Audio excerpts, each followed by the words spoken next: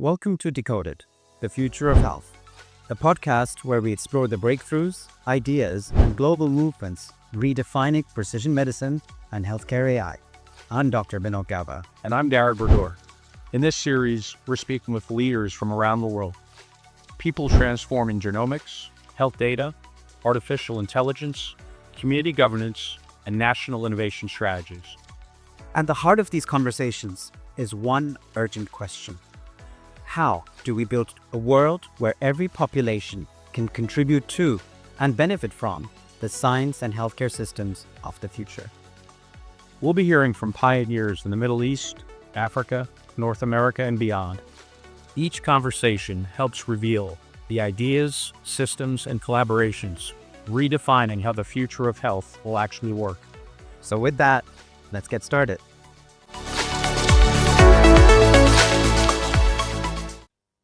Today, Darren and I are joined by someone who sits right at the center of one of the most ambitious national health initiatives in the world. Albarah El Khani, COO of M42. He has played a pivotal role in shaping the UAE Genome program and in building a next-generation health data and AI ecosystem across the country. Albarah, it's fantastic to have you with us. Thank you so much. That was a very complimentary introduction, so thank you. And very well deserved, I might add. Albarah, let's start at the beginning. When you look at the UAE Genome project, what fundamental problem was it designed to solve?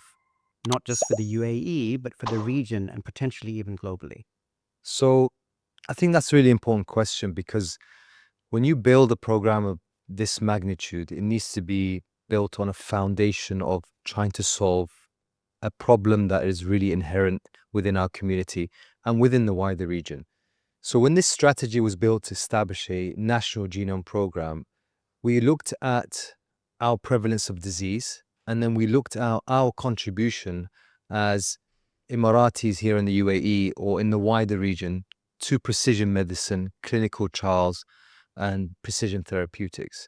And what we realize is that we have an extremely high burden of disease compared to other nations around the world, and we contributing very little in genomic data as well as contributing very little in clinical data. But we had a model that allowed us to expedite the process. And what I mean by that is we already had an existing health exchange that centralized clinical records of all individuals interacting within the healthcare ecosystem. So we knew we had the clinical mandate, the clinical data set that allowed us really to look at clinical records in a longitudinal manner. Now, what was missing was the genomic data that can be linked. And that's why this program was started as the Emirati Genome Program around 4 years ago.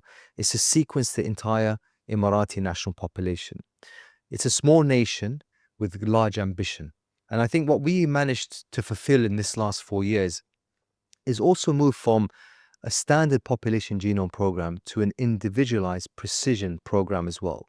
So we have the same aspirations as other national genome programs may have, contributing to life science, contributing to clinical trials, but at the same time, addressing the clinical burden that we have with diseases, addressing how we can look at the 3P model of care. So we're looking at prediction, prevention, and precision models of care. So that was the true essence of why this program was important to initiate, and that we wanted to sequence the entire population and not a specific cohort of the population. And you've come very close to fulfilling that ambition, for which we're all very proud of here in the UAE. No, we're extremely proud. I mean, we're currently around 875,000 into the genome program, which is a massive feat in itself. But more importantly is what we've done with the information that we have and how we've affected the clinical pathways and citizens and individuals themselves. And exactly on that, as you were building this infrastructure, this mega infrastructure required for a program of this scale, at what point did it become clear just how strategically important a national data set is to the country's future health system? Well, I think from early on in the program, it was always explicitly clear that this data set, first of all, will be considered sovereign and secure data set because we need to make sure we build that trust in the data that we're using.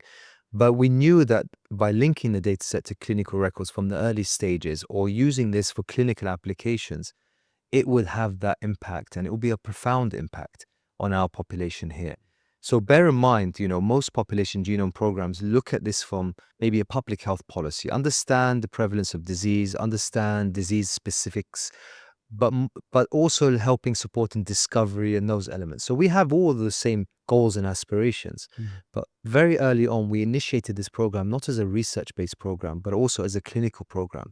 So everything we did, from the infrastructure to the accreditations we obtained, was all based on clinical applications as well as research. The stringency of clinical applications typically is a lot higher than research applications. So we wanted to instill that from the very early on in the foundations. And then we started what we call additional programs on top of the data. We have this, I would say, a motto that we bang around in M42 in the Department of Health of Abu Dhabi is sequence once, use for life, right? So we wanted to make sure that we sequence these individuals who obviously volunteer their sample and their data to be stored in a secure manner. But how can we use this data with every interaction within the clinical domain? So, for example, we looked at newborn screening, premarital screening, reducing the diagnostic odyssey for rare disease. There's an average diagnostic odyssey of rare disease, I think globally, is around 8 years. It takes 8 years of misdiagnosing, trying to get someone who has a rare disease diagnosed accurately. We're able to reduce that to under a year now just by implementing this program and integrating it within the clinical pathways.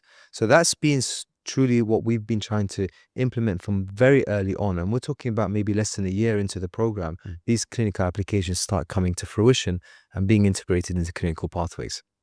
And I just want to address head on a controversy that sometimes comes up around national genome programs in general, the distinction between volunteering and being voluntold.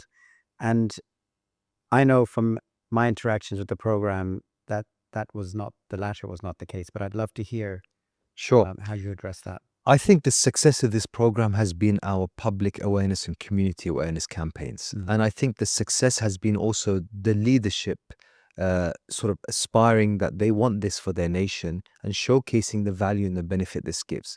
So if we look at sort of the community awareness, I mean, we are doing these awareness campaigns everywhere. We're talking about schools, ministries, banks, institutions, within the clinical hospital pathways. We're building that awareness within the community and, more importantly, building the trust and the value that this brings. So I think, trying to get a nation to volunteer a sample is a massive feat in itself. But if you build on the foundations of awareness, education, and genomic literacy, then in that in itself dispels the myths that we have, right? So that has been the true success of this program. A lot of people can build infrastructure. They can spend money and have infrastructure and capability. It's a challenging responsibility, but it's feasible.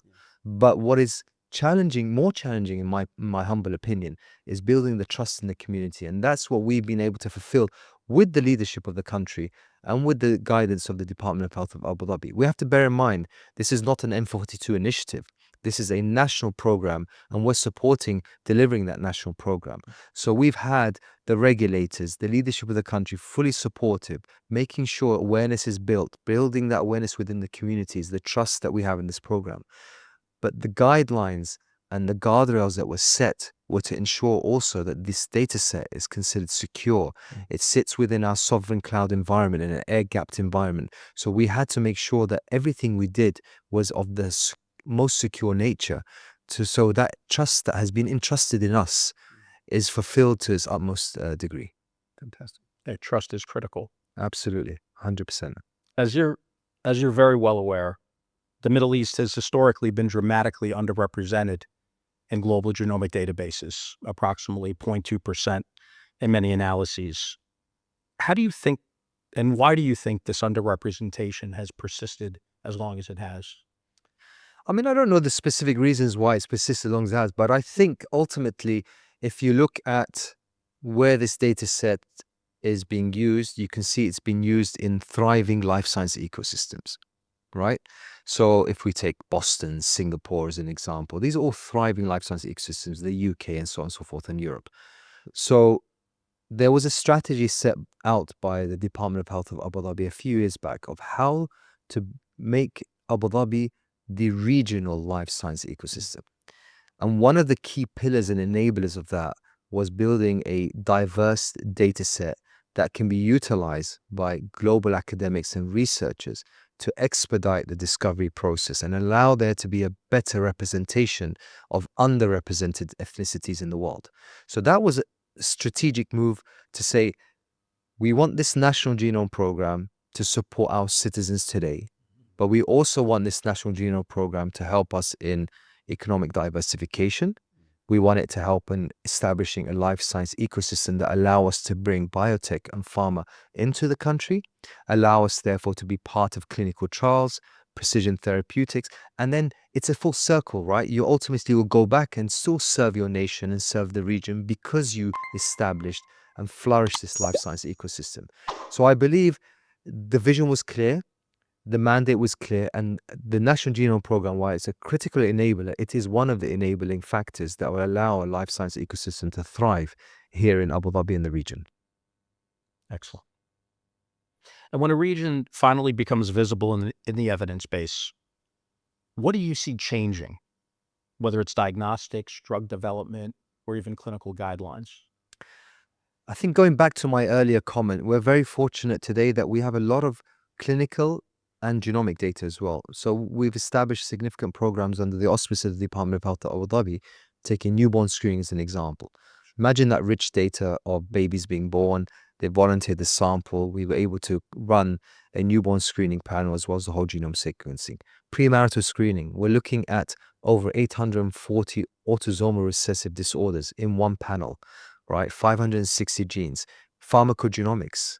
Last year alone, there was, I think, over 160,000 pharmacogenomics reports issued to the ecosystem. This has a direct impact on the healthcare ecosystem, but also it generates a significant amount of insights. Those insights are gold dust for industry partners.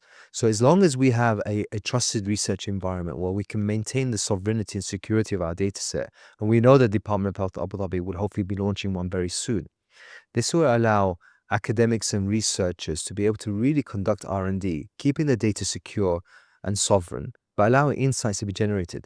This will magnify the effect of discovery, magnify the effect of academic publications, and put Abu Dhabi on a map of really contributing to discovery around the world, right? And this is really the premise of what we're trying to do today, is contribute to the global efforts when it comes to drug discovery, research, and academia. Excellent. Absolutely. And I think that's touches on my next question, which was about, how we have this shift from sort of local stewardship, local sovereignty to global collaboration. And I think some of those frameworks, like you mentioned, the trusted research environment and federated models are helping accelerate that. How do you see the UAE positioning itself regionally in that conversation? I know there's a lot of efforts in the region to do similar programs, incorporate genomics into clinical pathways, look at drug discovery. But I think there is not enough work regionally just for one player to do. I think there is so much efforts required by the entire region and beyond just the Middle East that, I think there's a significant underrepresentation from Africa as well, right? So we have some Asian representation now. Middle East is being more represented through the work here in Abu Dhabi and the UAE, but also Africa needs a better representation. So that in itself will all complement each other, right? The efforts of the entire region complement each other. But it goes back to how we federate the data and allow data to talk to each other. So I think that is truly what will allow this region to flourish when it comes to life sciences and discovery and precision therapeutics, is allowing somehow to generate insights across the entire region, across the wider region as well. And this would truly allow us to magnify the effects of what we're trying to do here in Abu Dhabi. We are an important player in this ecosystem, but I think it's a joint effort between the entire region for us to make this really impactful for our nations and our citizens as well. Absolutely. Yeah. And as you're aware, discoverability is another major factor. Countries can have incredible data sets, but if researchers and biopharma don't even know they exist, collaboration simply can't occur. So how do you think about making national data sets responsibly discoverable? It's an excellent question because truly, if you want to have this data set in the global sphere and contribute to the global efforts, you need to find a way to federate, secure the data, but allow it to be discoverable, to exactly to your point. And I think it goes back to an enabler. One enabler is a trusted research environment, right? Having an environment that allows the sovereignty, security of the data, the trust, going back to the word trust, right? The trust that's been instilled in us that this data will be used appropriately for bettering humankind, uh, is the key enabler here.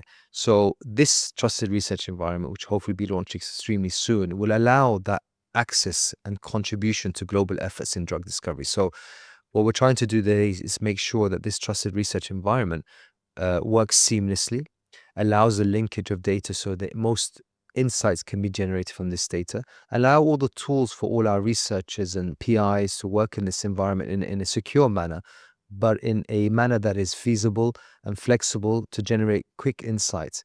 Obviously, we also have the federated use of GPUs as well, right? So this is also part of that level of security, is we have to ensure that our AI modeling and our GPUs are also federated and secure, because ultimately that all encompasses in the trusted research environment. It's not just an application and a tool, but it's all the infrastructure that's around it that has to be made sure it's secure and federated. But that's an endeavor that's happening today, will be hopefully launched very soon.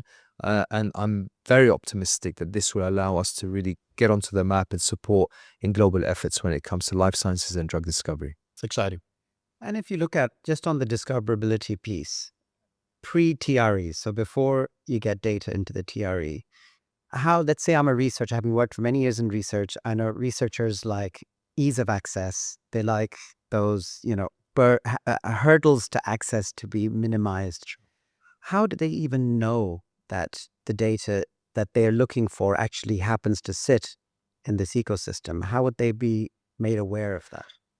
It's a great question. First of all, at least in the last year or two, we have been engaging with global academia, engaging with global partners. So we're part of all the major congresses around the world, explaining some of the characterization of the data that we have today, explaining some of the insights that we've generated today. So we're in ASHG every single year. Our colleagues at the Department of Health of Abu Dhabi, our own colleagues from our researchers within M42 go on an annual basis and explain the findings. So this is putting us on a sort of a global footprint and showcasing some of the work that we've done here locally and some of the data and characterization of this data, enticing these researchers to come forward and put in a request. So we have a standard protocol, what we call the IRB protocol at the Department of Health for any research requirements. We have our own CROs within the UAE. We actually have a CRO M42 called IROS, so we can support in conducting clinical trials if required. We have CROs in Dubai and Abu Dhabi, and the whole ecosystem is availed to these type of activities. So, and we have our own bioinformatics team that can support in analyzing the data based on the IRB and the protocol that's been approved. So all of the infrastructure is there. What we want to do with the TRE and what the Department of Health of Abu Dhabi want to do with the TRE, make it a lot more seamless, more automated. So there is not a reliance on functions and organizations to support this research activity, but researchers themselves can do the activity within a research environment, within the trusted research environment, right? So that this is what the TRE will do. It will make it more seamless. But today, the process is there.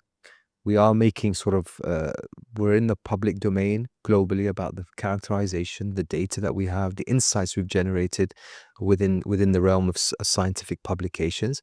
And now is an opportunity for researchers around the world to come on board, be part of the TRE when it's launched, or even submit their protocols to the Department of Health to be reviewed, and they could have access to insights generated from this data.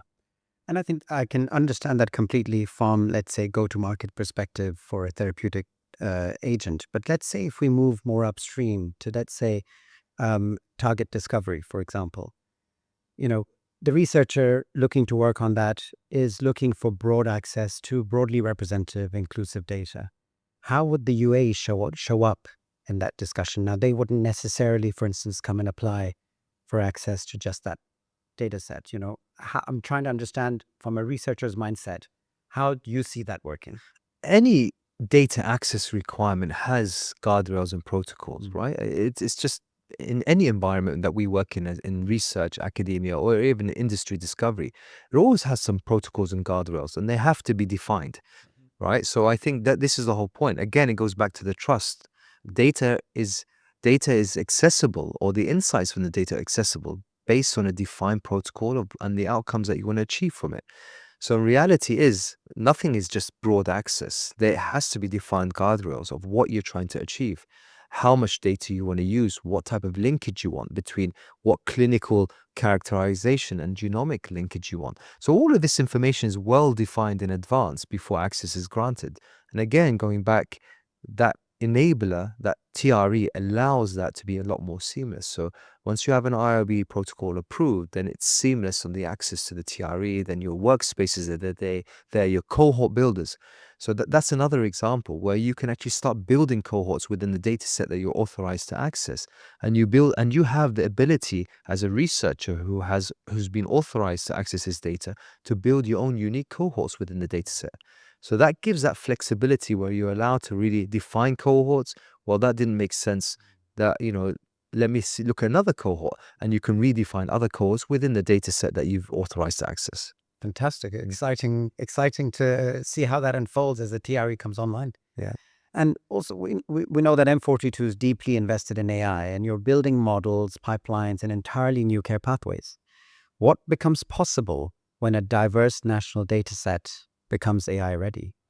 What does the future look like? I think, look, from my perspective, the future is a native AI healthcare ecosystem, right? And that's really nice to say. Sounds great. It sounds great, right? The question is, how do you actually operationalize that, bring it to reality, achieve it? And I think the way we incentivize healthcare today needs to change, right? We're incentivizing episodic, treatment-based sick care. And I think we need to change that to more value-based care, outcome-based care. So that the whole model of healthcare globally is, we know healthcare is unsustainable. The amount we're spending on healthcare in the entire world is just unsustainable. So there has to be a paradigm shift. And I believe one of those key factors that will allow us to have that paradigm shift is using AI in clinical practice. Now, small examples. How do you use a clinical large language model to humanize healthcare provision? And it's a bit counterintuitive. How can you humanize using AI, right? But the problem is we've seen over the last few decades is our physicians, clinicians, and healthcare practitioners are spending so much time, I call it, in non-value-based care. Like they're doing a lot of administrative responsibilities, the clinical note write-ups. So how can we use AI to allow the physician to truly focus on the patient in front of them? That's one element. So, you have ambient listening devices now that can listen to the conversation and transcribe it into coding and what have you into the healthcare EMR record. But that's just a small example. How do we incorporate complex data sets like genomics into standard practice of clinical care? Again, AI has to take that genomic data, look at the entire medical record, start correlating some of the findings from the genomic data to clinical findings, and support the physician in clinical physician decision-making processes, right? This is not there to take over from the physician, but this is a support mechanism. If the physician, at a touch of a button, can understand the family traits, can understand the genomic traits, can understand the historical clinical records without having to go through pages and pages of records or EMR findings, that in itself would transfer or transform the way we provide care. I think AI is going to move us to a much more proactive rather than reactive model of care. And I think that's important to recognize. It will allow us to find correlations between new causal agents of disease as well. As we know, most of our diseases are non-communicable diseases. We only have roughly 10% of diseases come from inheritable disorders. So these non-communicable diseases are caused by some environmental factor, something related to the way we're living, an epigenetic episode.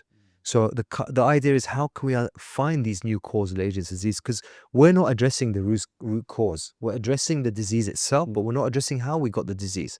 So can AI support us in finding new causal agents of disease? I believe so. Would data be more readily available, for example, environmental science data? If I'm able to now integrate environmental science data with multi-omic longitudinal data, with genomic data, with clinical records, you have a an amazing mass of information, and only AI can truly get the most insights out of that information. And then you have a tool that will allow you to discover new causal agents of disease. Not even find molecules to treat disease, but actually find the root cause of disease. So that's truly eliminating disease before it happens by using this mass data. AI is the only tool that allows us to do it.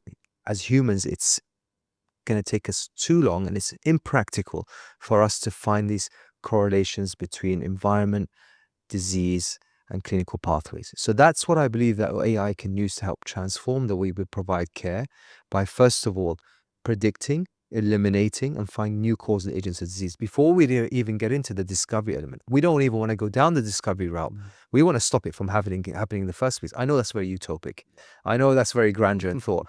But if we can get anywhere close to that idea, I think that's the only way to think about it. You have the North Star.